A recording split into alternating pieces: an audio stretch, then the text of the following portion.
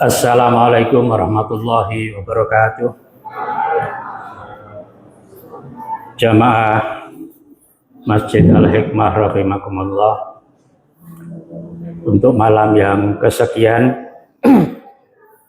akan kami bacakan sebuah hadis dari Ibnu Mas'ud radhiyallahu anhu. Qala Rasulullah sallallahu alaihi wasallam fa akhbarahu fa anjalallahu aqimis sholata tarafan nahari wa zulfan minal laili innal hasanati yudhibnas sayyi'at. Faqala rajulun ya Rasulullah ila hadza qala li jami'i ummati kullihim.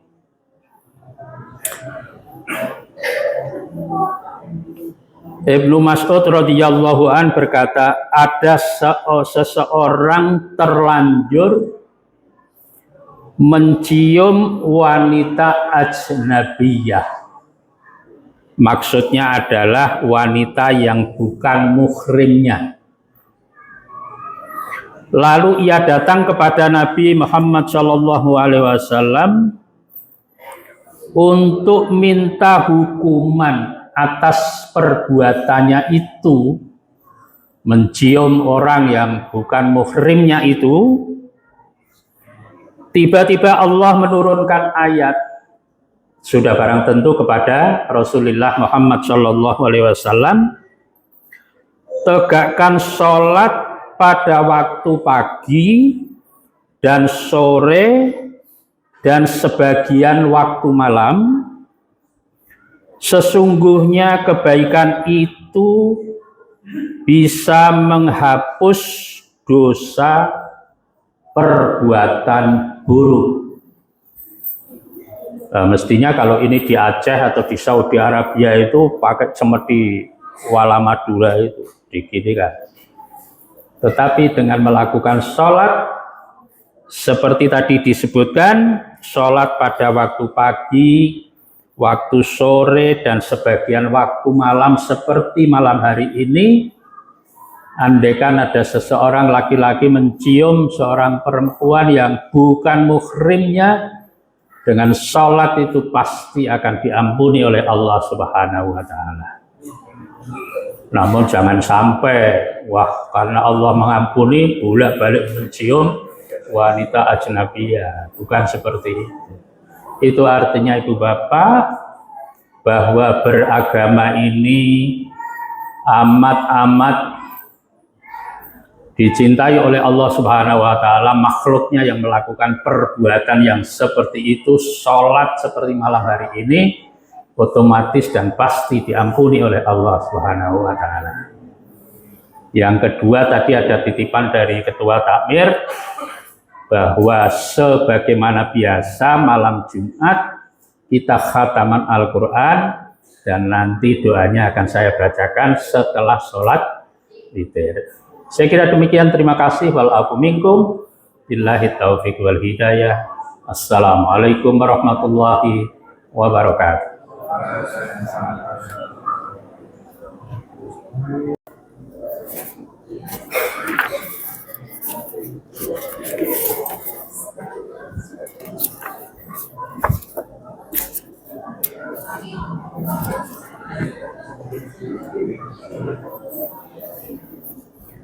Assalamualaikum warahmatullahi wabarakatuh.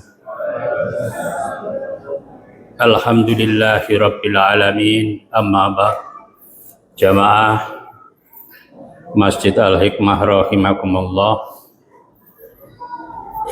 Kali ini saya akan menyampaikan sebuah hadis yang barangkali beberapa malam yang lalu sudah saya sampaikan tentang hadis-hadis yang terkait dengan pengampunan dari Allah Subhanahu wa Ta'ala terhadap dosa-dosa kita. Kali ini akan saya tunjukkan dosa-dosa yang dilakukan oleh makhluk Allah Subhanahu wa taala, manusia ini. Hadis Abi Hurairah radhiyallahu anin Nabi sallallahu alaihi wasallam qala ijtanibus sab'al mubiqati. Qalu ya Rasulullah wa ma hunna? Qala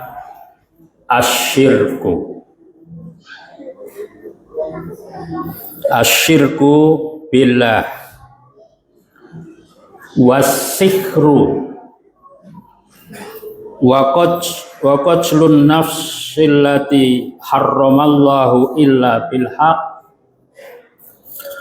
wa aklur riba wa aklu malil yatim wa tawalli yaumar rakhfi wa qadful muhsanati mu'minatil afilat, yang artinya Abu Hurairah radhiyallahu an berkata, Nabi Shallallahu alaihi wasallam bersabda, tinggalkanlah 7 dosa yang dapat membinasakan. Sahabat bertanya, apakah itu ya Rasulullah? 7 dosa yang membinasakan itu apa itu? Yang pertama adalah syirik, mempersekutukan Allah. Mempersekutukan itu bisa dimaknai dengan menyamakan Allah Subhanahu wa taala. Bisa juga menuhankan selain Allah Subhanahu wa taala. Itu yang pertama. Kemudian yang kedua, berbuat sihir, tenung. Kalau di kitab undang-undang hukum pidana yang baru itu namanya santet. Di kitab undang-undang hukum pidana yang baru itu diancam di dalam pasal 252 kitab undang-undang hukum pidana. Ancaman pidananya itu 1 tahun 6 bulan. Itu kalau di Republik ini itu pasal tentang santet, membahasnya itu berpuluh-puluh tahun tentang santet ini. Yang berikutnya adalah membunuh jiwa yang diharamkan oleh Allah kecuali dengan hak. Pembunuhan berencana, ada rapat-rapat tentang mau membunuh, atau kalau di Indonesia itu dengan terorisme, atau kalau saya di pengadilan dulu itu memegang tentang pelanggaran HAM yang berat. Itu kalau di KUHP itu pasal 340, pembunuhan berencana. Hukumannya itu bisa mati. Kemudian yang berikutnya adalah makan harta riba. Harta riba sudah pernah dijelaskan oleh Gus In Amuddin di sini, bagaimana bank-bank konvensional kita itu apakah itu termasuk riba atau enggak. Tapi kalau pinjol atau bank titil barangkali itu termasuk yang ini, riba ini. Makan harta anak yatim. Anak yatim itu kalau ada anak belum balik, ditinggal mati oleh bapaknya. Walaupun ada kakek, walaupun ada nenek, anak itu sebelum balik disebut sebagai yatim. Di sini itu adalah harta bendanya itu dimakan oleh seseorang. Melarikan diri dari medan perang. Dan yang terakhir adalah menuduh zina wanita mukminat yang baik. Hati-hati kita semua jangan pernah menuduh-nuduh orang kalau kita tidak mempunyai bukti, dan itu bisa jadi fitnah. Saya kira itu ibu bapak, anak-anakku semua, satu hadis, barangkali besok saya juga masih akan menyampaikan hal yang sama dan berikutnya untuk hal yang lain. Terima kasih. Wal afu minkum billahi taufiq wal hidayah. Assalamualaikum warahmatullahi wabarakatuh.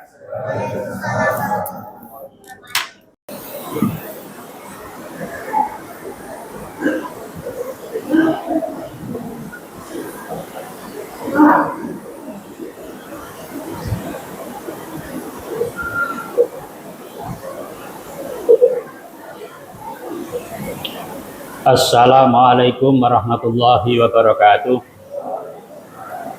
Alhamdulillahirabbil alamin, amma ba'd. Jamaah salat Isya, insyaallah salat tarawih dan salat witir rahimakumullah. Malam hari ini saya akan bacakan hadis yang barangkali temanya sama dengan malam kemarin, masih tentang soal dosa. Hadis dari Anas radhiyallahu an qala su'ila Rasulullah sallallahu alaihi wasallam an kabair, qala asyirku billah wa uququl walidain wa qatlun nafs wa syahadatuz zur.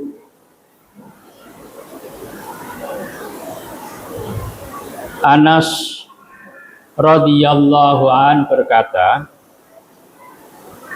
ketika Nabi Shallallahu Alaihi Wasallam ditanya tentang dosa-dosa besar, maka beliau menjawab sama dengan hadis yang kemarin. Yang pertama adalah syirik, menyekutukan Allah Subhanahu wa Ta'ala. Kemarin saya jelaskan apakah itu menduakan, menigakan, mengempatkan, atau menyamakan Allah Subhanahu wa Ta'ala dengan sesembahan yang lain. Kemudian durhaka kepada kedua orang tua. Bisa jadi bahwa kita memandang orang tua dengan pandangan-pandangan yang sinis. Bisa jadi kita berbicara dengan orang tua dengan ada kata-kata yang di dalam Al-Quran disebutkan dengan rasanya menyepelekan orang tua. Bisa jadi bahwa kita itu memerintah kepada orang tua. Masa orang tuanya yang membesarkan kita itu kita perintah-perintah. Atau bisa jadi bahwa kita menelantarkan kedua orang tua kita. Saya mempelajari hukum-hukum selain hukum Islam, ada namanya hak alimentasi.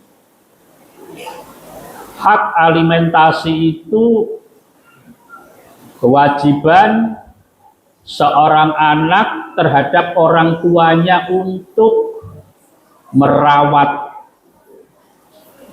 untuk memberikan makan, minum, sandang, dan lain sebagainya. Itu adalah kewajiban dari anak terhadap orang tua.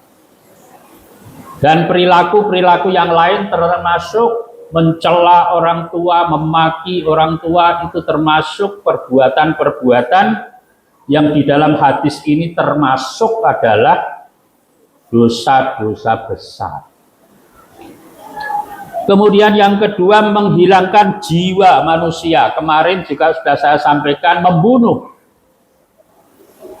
Di dalam Al-Quran ada dijelaskan bahwa membunuh manusia yang tanpa hak sama dengan membunuh komunitas manusia yang ada di dunia ini.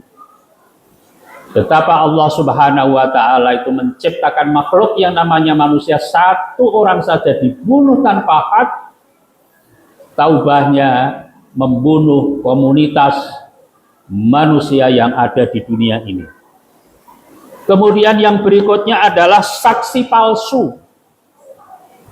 Saksi itu adalah jika ada satu peristiwa yang bersangkutan ada di sekitar peristiwa itu karena dia melihat dengan mata kepalanya sendiri, bukan mata kepala orang lain. Jadi ceritanya orang lain, bukan itu. Melihat sendiri sebuah peristiwa dengan matanya sendiri. Yang bersangkutan sebagai saksi karena mendengar, punya telinga, mendengar sebuah peristiwa, dan dia mengalami, bisa jadi yang bersangkutan mengalami peristiwa seperti itu. Oleh karena itu, ibu bapak, jika pada suatu ketika kita itu diminta untuk menjadi saksi dari sebuah peristiwa, maka kita tidak boleh apa yang kita lihat, apa yang kita dengar, dan apa yang kita alami dipalsukan. Apalagi kalau di pengadilan, kalau orang Islam disumpah terlebih dahulu, demi Allah saya bersumpah akan memberikan keterangan yang sebenarnya, tidak lain dari yang sebenarnya. Saya kira demikian, terima kasih. Wal afu minkum billahi taufiq wal hidayah. Assalamualaikum warahmatullahi wabarakatuh.